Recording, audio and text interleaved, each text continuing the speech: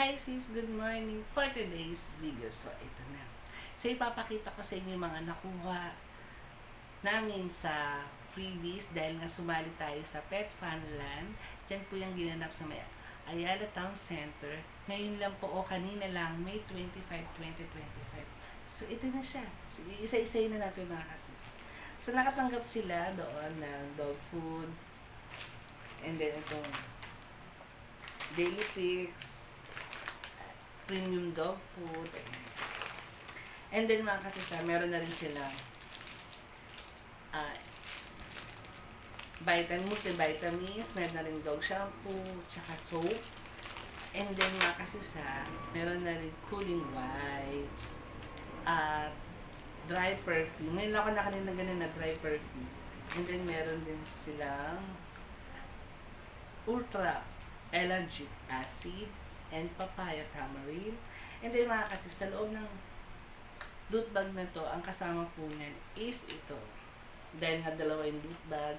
So, baunan. Pakainan. Ayan.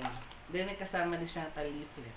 And then, dahil nga saktong-sakto paubos na yung LCV ng mga dogs ko, ayan, mayroong tayong nakuwang vitamins para sa mga dogs ko. And then, ayan, ito yung loot bag natin. Dog and cat insurance. And then, mga kasisa, ito yung number. Ito talaga yung number ko. 22. Oh. Pero dahil hindi nga ako nakatakbo dun sa event, dahil meron ako ibang sinalihan. So, ang pinatakbo ko na yung aking kapatid at pinsan. So, ito yung number ko, number 22. And then, ito yung, ang number naman ng pinsan ko, 222. O, diba? Ang saya. 220. Tsaka ito yung mga number ng aking mga dogs. Siyempre mga kasis, habang tumatakbo ka at parating ka na sa finish line, para mabawi o mawala lahat ng pagod na nangyari sa'yo, ito na pagdating mo sa finish line.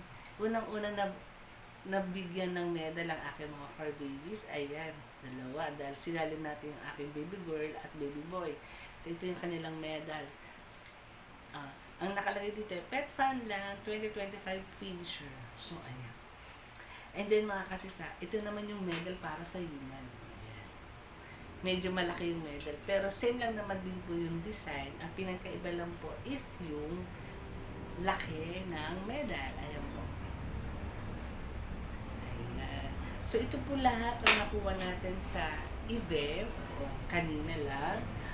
And then, maraming salamat po. Sinamahan nyo ko dito sa ating previous Pet Funland. Ayun, nabubulol ako nitong araw na to. So, yun lang mga sis. Maraming salamat. So, don't forget to like and subscribe.